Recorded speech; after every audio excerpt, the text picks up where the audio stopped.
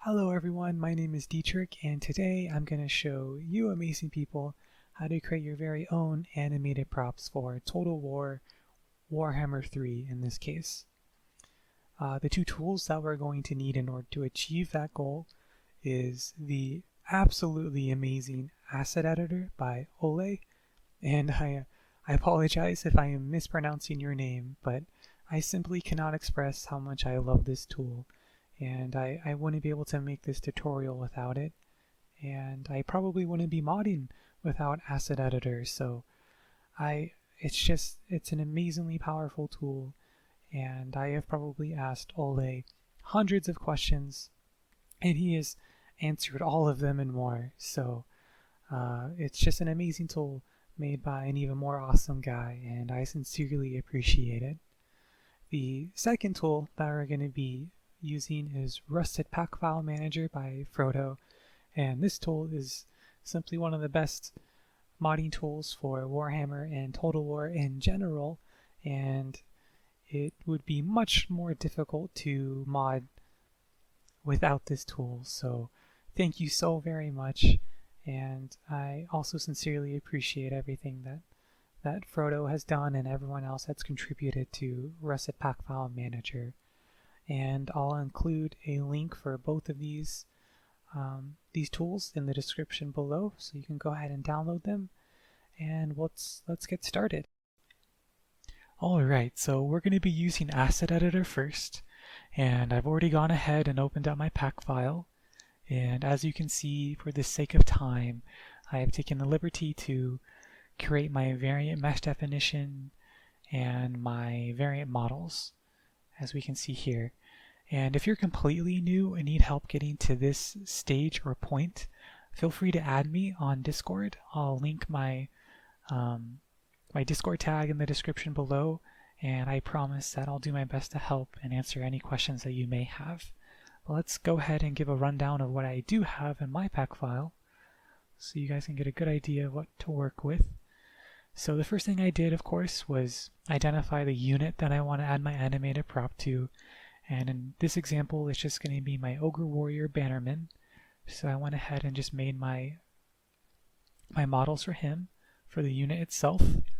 And after I was done creating that, I created my variant mesh definition, or my VMD, and I applied those models to the definition itself.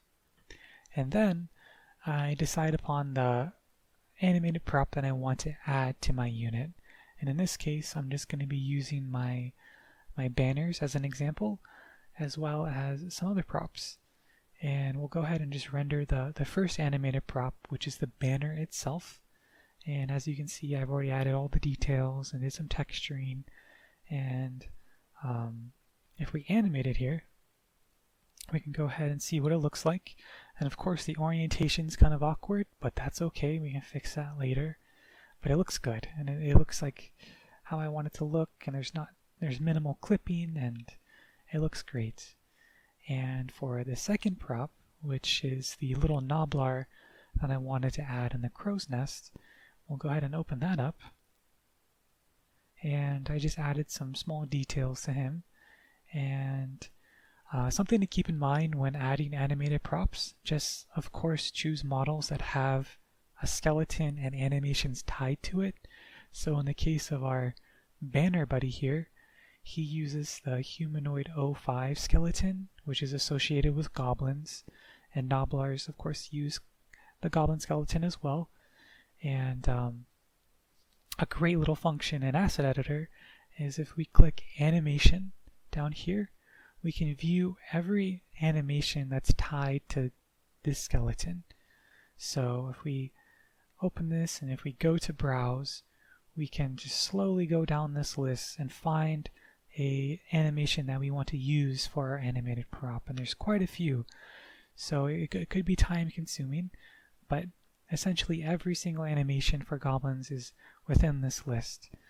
But I already have an idea of the animation that I want to use, which is the Goblin Wolf Chariot Stand Idle 2, and let's go ahead and preview that. And as you can see here, I like it because he's holding onto a railing, and it's fairly stationary. He's not too crazy in his movement, so there's not going to be too much clipping. And he's also doing a little cheer, which I think is fitting for our Noblar and our ogre banner. And that's what we're trying to achieve. Or at least that's what I'm trying to achieve. So I think it's just a good overall animation. Alright, so I created the unit model, and then after I was done there, I created my variant mesh definition, and then I go on to creating the animated props I want to apply to my model. And after I'm done with that, I can go ahead and start combining all of those elements. So in order to do that, we're going to choose Super View, which is under Tools, and then Super View. And just like the name suggests, it is just a super view where we can combine all of those elements and see those changes in real time. So it's an amazing tool, and you'll probably spend a lot of time here. But we'll go ahead and expand this a little bit, and we'll select this drop-down menu. And under Mesh, we'll go ahead and select the variant mesh definition that we created here.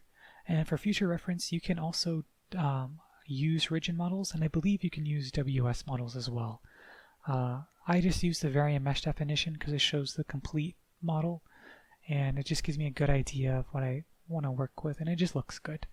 So the next thing we want to do is choose the fragment, and this is important. You want to figure out the fragment, the animation fragments that you want to be working with.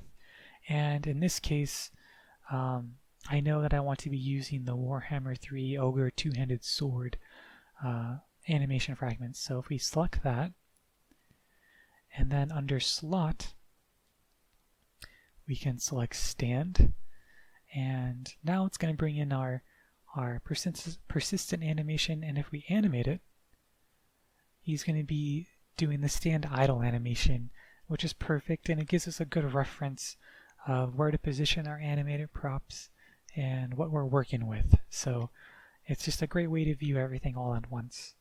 So the next thing that we need to do is go ahead and create the metadata tag, and in order to do that, we select New, and this menu will pop up, and we'll select Animated Prop 14.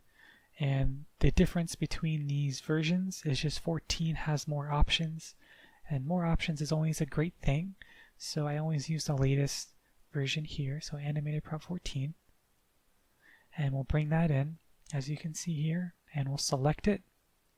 We'll scroll down a little bit, and we'll just bump it up so it has priority over everything else and doesn't create any issues or conflicts, which is never a good thing. So we've got our first animated prop.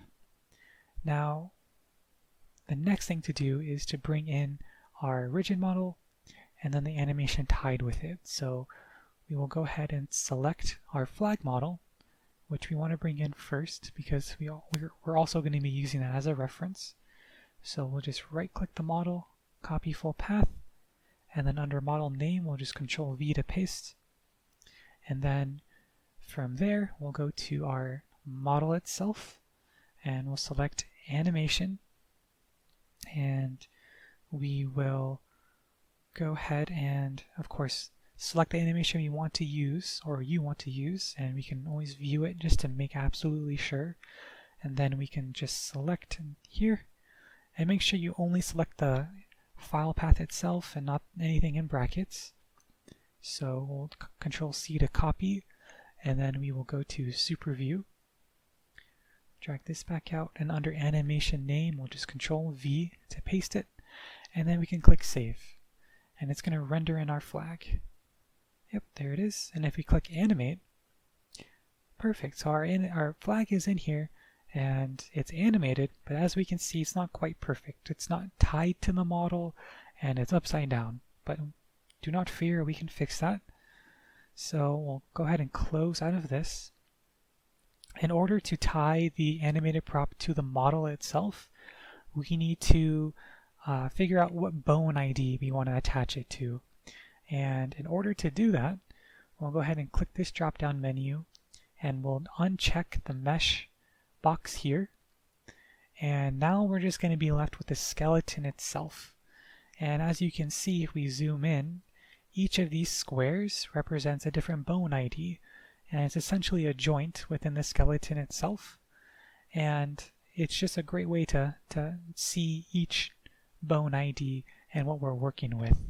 And to even get a better view of what each bone ID is, we can select this drop-down menu here, and this is going to be every bone associated with this skeleton. So for Humanoid 13, which is for ogres, these are all of the different bones and bone IDs associated with the skeleton itself. And a great little function in Asset Editor is if we select one of these, such as animation root, it's going to highlight that bone in red. So then we can start to identify which bone we want to attach our prop to. So if we selected another one, like the belly mid, for example, if you want to attach a prop to the mid belly, it will select that bone ID for us. And in this case, we want to attach our prop to the left hand. So we'll just go ahead and go down this list until we can find the left hand. Let's see, maybe I passed it. I did. Alright, so here it is. So left hand is bone ID 69. And as we can see here, it's highlighted, and that is the bone ID that I want to attach the animated prop to. And we can animate it, and yep, that's perfect. So now we'll go ahead and bring in our mesh again, and we'll go ahead and collapse this by hitting this little button here, and we'll zoom out a little bit. And now under our animated prop 14, under bone ID, we know that the left hand is bone ID 69. So we'll go ahead and put that in, and then we'll hit save. And now if we animate it, perfect. So we can see that the prop is now tied to the model itself, or in this case the hand, which is what we're going for. We want it to look like he's really holding on to the banner itself. So we've got the bone ID done. Now the next thing that we need to do, as we can see, is orient the banner itself. So this is probably the most time consuming part, as it can be quite difficult getting the banner, not the banner, but the animated prop to be oriented in the perfect position, and it just takes a lot of finesse and time. So the first thing that I always do is I get the orientation correct first before I try to position it. So I want to flip it and then have it facing us, of course. So we'll do the orientation first, and I have cheated for just the sake of time, and I already know the inputs that I need to enter here to get it to be perfect. But as a tip, I always do large increments just to see the changes taking place. So for example, for the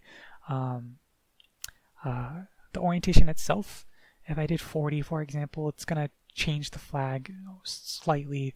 And if I did, 90, for example, it's going to change it even more. And you just have to keep doing this until you can get it into the right position. But that's just an example. I always use larger increments until I get into a position that I like, and then I use smaller and smaller to get it to be perfect. But for this example, we're just going to enter the ones that I already know to work and to be perfect. So we'll go ahead and enter those in. Same thing with the position, which is just on an XYZ plane.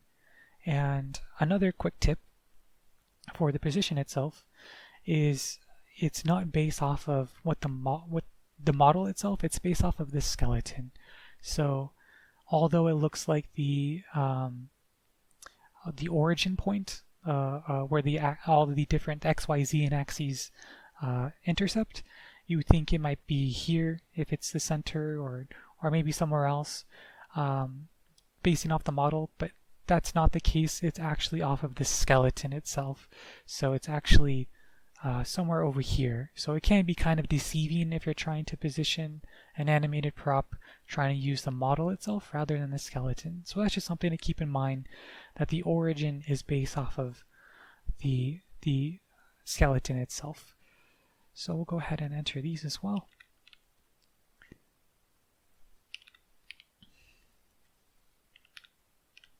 Alright, so now if we save, and if we animate it, perfect. So it's going to be in the right position, and he's holding it correctly, and there's minimal clipping, which is what we want to shoot for. We want the best quality that we can get, and it looks really good.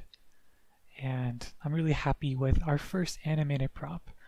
But as I said before, we want to add a second animated prop, which is our Knobbler buddy, and we want him hanging out up here doing his Knobbler thing. So in order to do that, it's the same process. So just new animated prop 14. We'll bump it up below our main prop, and we'll select our Knobbler, which is right here. Copy full path, and for the model name, we'll paste that in. We will go to our Knobbler banner buddy, and we already selected the animation we want to use. Perfect. So we'll go ahead and select it. Control C, and then we'll go back to our animated prop 14 and make sure you select the right one. It can be kind of deceiving. And we'll put that in. And a great thing is, since we've already figured out the bone that we want to use for the banner, and we want the Knobbler to be synced with that as well, we can use the same bone. So will be 69, and then the attachment method will be 2 for animated.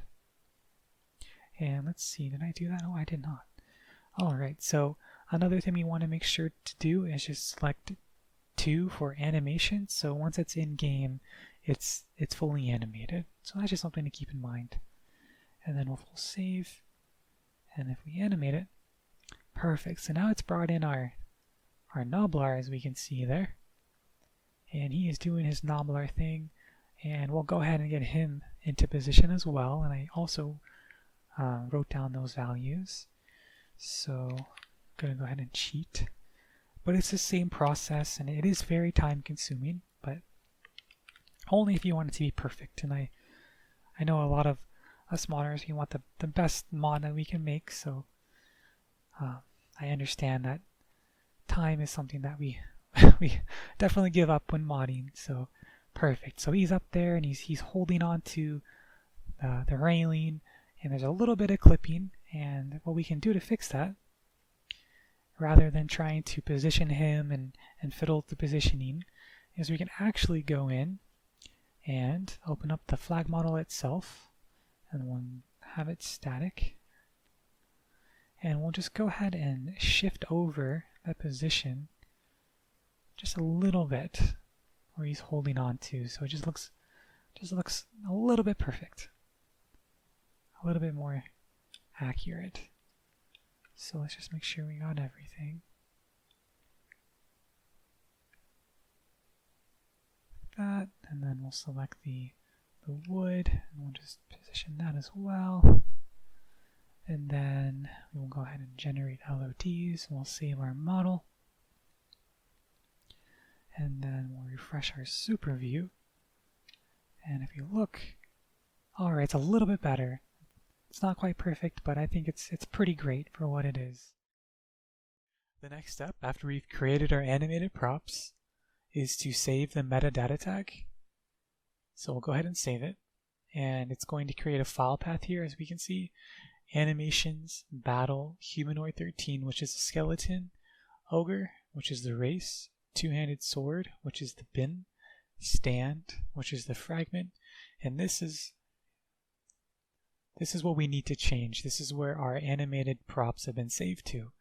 And the reason why we have to rename that and change it is because if we don't, it will apply all of our animated props to every ogre that uses this base animation metadata tag. So we'll go ahead and rename this to Bannerman stand 01. Okay, that sounds good. So we'll just go ahead and rename that, and we'll save. Alright, so we have the animation.meta ready to go. We've renamed it. Now we need to create our own animation pack. And in order to do that, you just click File, Create, New Animation Pack, Warhammer 3. And we will go ahead and name this Bannerman. And you can rename this to whatever you would like. Just make sure it's unique and not animation tables .pack like CAs. We don't want to cause any conflicts. So we have our unique animation pack here, and we'll go ahead and double click it to open it. And this is where our animation sets are going to be, and as we can see, it's empty. So we will go ahead and make a new animation set. So File, New Animation Set, Warhammer 3/3K. And we'll go ahead and rename it, and I try to keep it organized, so I'll do the skeleton, which is for ogres, and then the faction, which would be ogre, Bannerman _01. I think that's good. So that will be our fragment name, and we'll click OK. And if we open up this fragment, or this bin, we can see that it's created our own fragment here, which is perfect.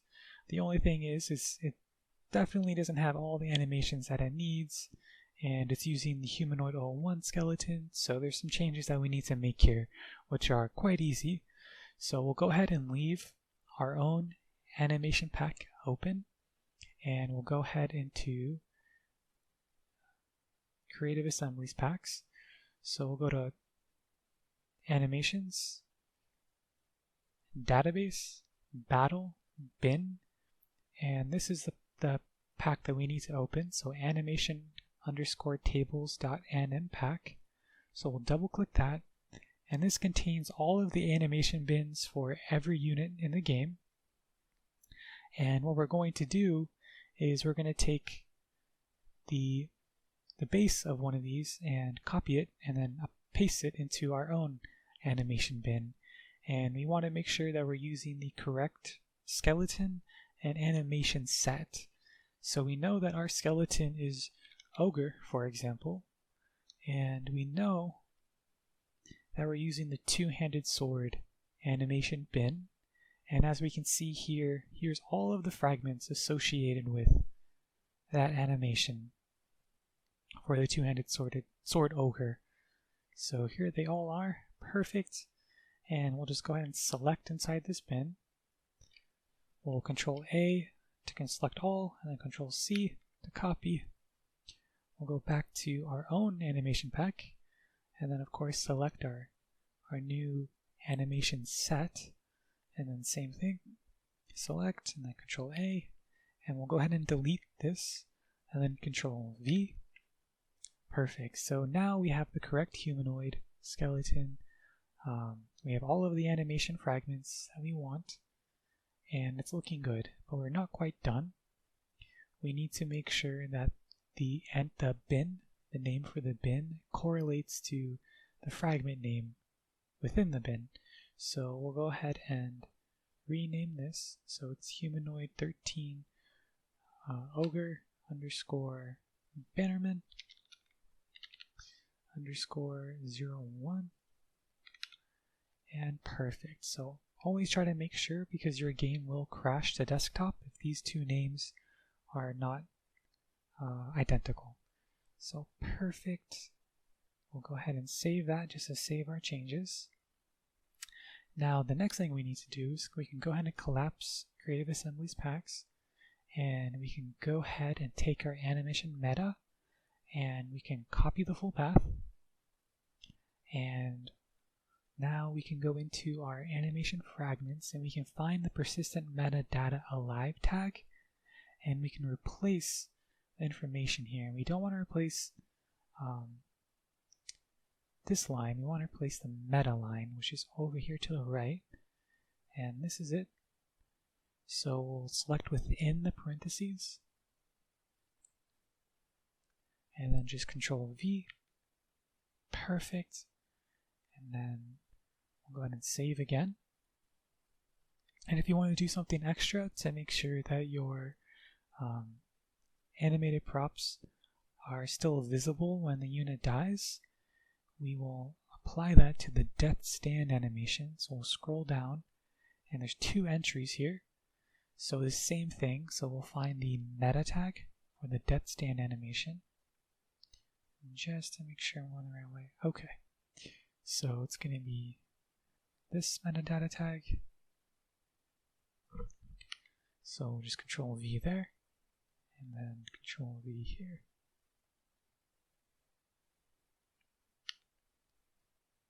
Perfect. And then we can go ahead and save. And now that didn't quite save the new animation set to our pack.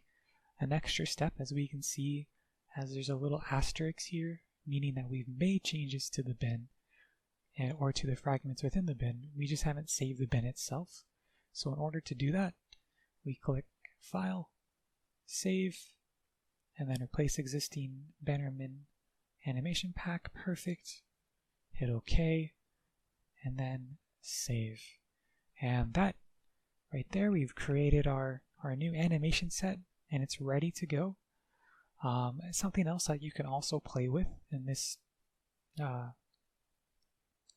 file here is you can remove animations. So in my case, I'm not going to do it for this tutorial, but I did remove some of the stand idle animations because it's a little bit too animated. I think I removed 1, 3, 4, and 5, and I only kept 2, so it's more stabilized and he's not swinging the banner all around. And another thing you can also do is replace the attack animations with idle animations. So if I wanted to just have him holding the banner straight but also attack but not play the attack animation, I can take the stand idle animation here. I can Control C to copy it, and then I can go to each attack animation once I find them down here. So there's quite a few, and I can just replace these. So I could just select these animations and then just go down the list and replace them all.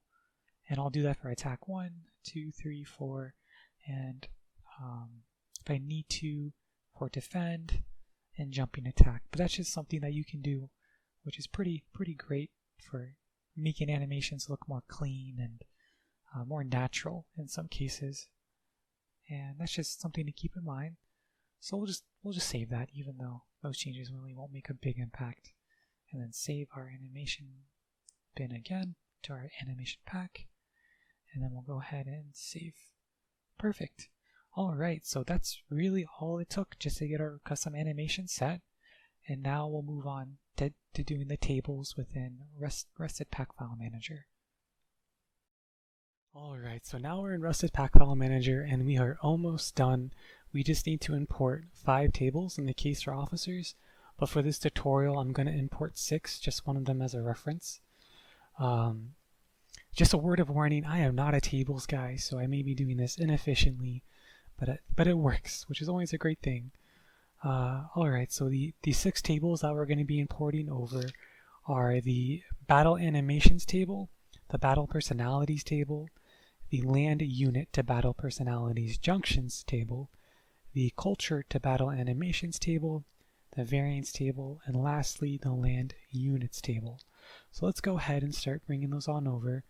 So for our tutorial pack, we just right click it, add from pack file, and then I'll go to your Warhammer 3 directory and scroll down until you find the data pack. Perfect. It's going to open up in this window here, and then in this search bar we can filter the tables that we need. So the first one is battle underscore animations table. Perfect, and we just double click that to bring it on over. The second one is battle personalities table. Perfect, And the third one just happens to be this land units to battle personalities junctions table. So we'll go ahead and bring both of those over.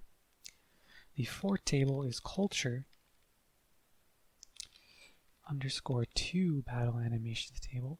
And you don't have to do these in order, it just helps. So we'll go ahead and bring that one over. And then variance, if you can spell it correctly.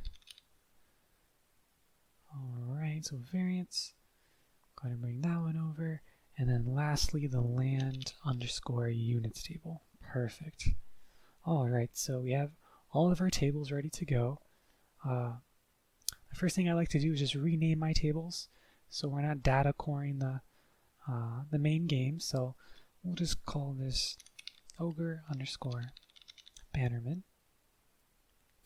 And I'm just going to rename and then copy that entry.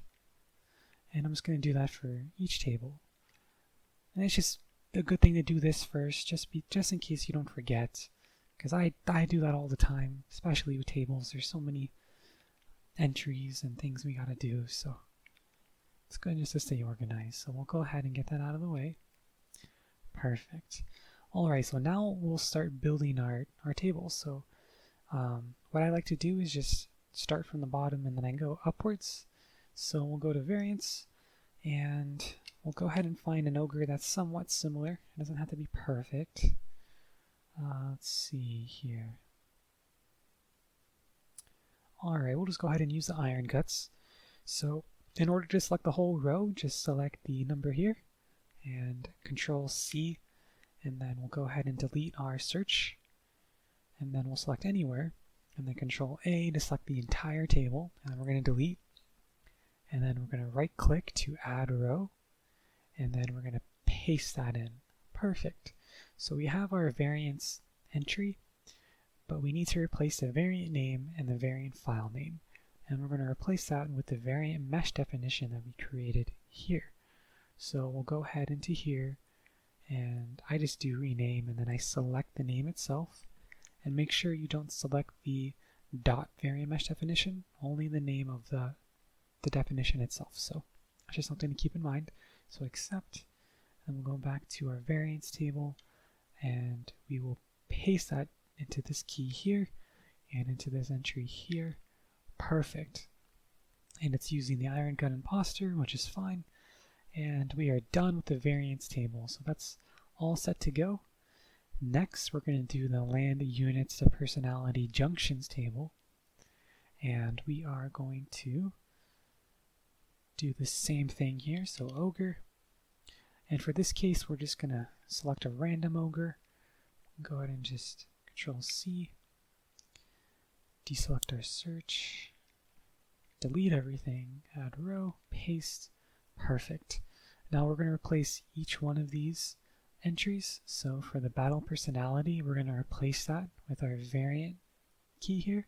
So a tip, just make sure to click inside the box to select the key itself and not accidentally the one, so you don't select the entire row. So just the inside of the box. So Control C, Control V, and we're also going to change these three entries here. So first, we need to assign our unit to a regiment, and this is for officers, by the way. So we'll go ahead and find a regiment that we want to assign this to. So we don't want it, it's on the Iron Blaster, we don't want it on a siege engine, so we will go ahead and assign it to the main Ogre Infantry, Ogres 0, which I believe is one of the Ogre Warriors. So that would be perfect. And then for the attached method, it's not a rider, it is going to be an officer. So it's going to put him at the front of the pack, which is what we want. And he's no longer part of a crew, so we'll go ahead and just leave that blank. Perfect. So our land units to battle personality junctions table is done.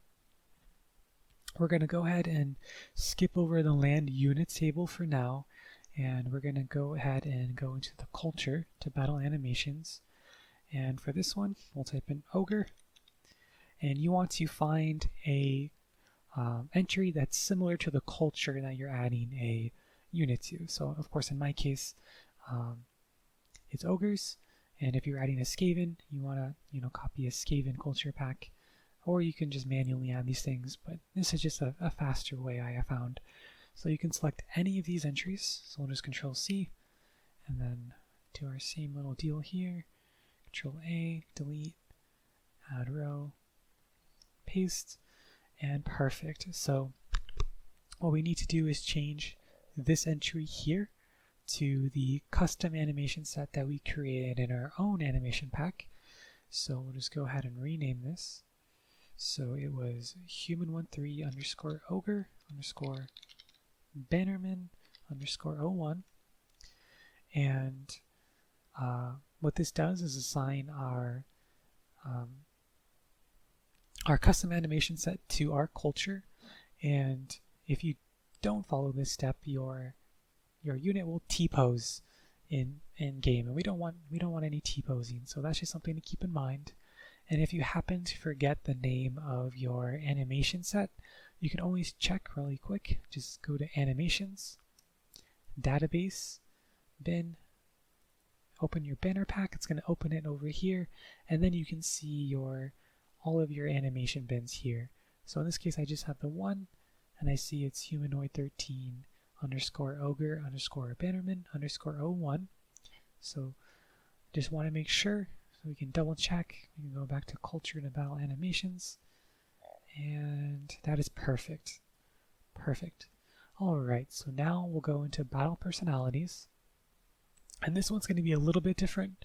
We are just going to select everything and just rebuild this one from scratch. So we'll just delete and then add a row. And for the key, it's going to be the same that we use for our variant. So we'll go ahead and select within the box, Control C, go back to personalities, paste that in. For the variant, it's also going to be the same entry. Perfect. And then for the man animations table, it's going to be the custom animation set that we created here. So we'll just go ahead and steal this. We'll Control C and then Control V. Perfect. So we've got these three entries, and then the last entry that we need to make sure is that we add to is battle entity. If we don't add this, I believe your pack file will crash. If you're trying to launch it in a custom battle for that unit specifically, it will just crash. So we don't want that. So we need to add a battle entity, and sometimes it's hard finding the right battle entity. So one of the reasons why I brought in the land units table was for reference. So we can go to the land units table. We can type in ogre. We can find the infantry that we're actually using, and for man entity, we can see that it's using Warhammer 3 main ogre monster ogre blood. So we'll go ahead and select that, and once again select in the box, Control C, go back to battle animations, personalities, sorry, and for the entity we can just paste that in. Perfect. Alright, so we're almost there. The next table is going to be the battle animations table, and we'll go ahead and just type in ogre, and we want to find a skeleton reference that is similar to the unit that we're using, so humanoid 13. So we can go ahead and select any of these once again, and we'll go ahead and do our thing. Control A, delete, add a row, paste. Perfect. And then we can go into battle personalities. We can copy that entry and we paste it into this key here. Perfect. So now our custom animation set has the right skeleton in the tables, and if we check the pack file, there's 0 errors, which is always a great sign. And we're not quite done. I just wanted to end the database tutorial with a little extra tip. So if you don't want to add just an officer, and if you just want to replace a specific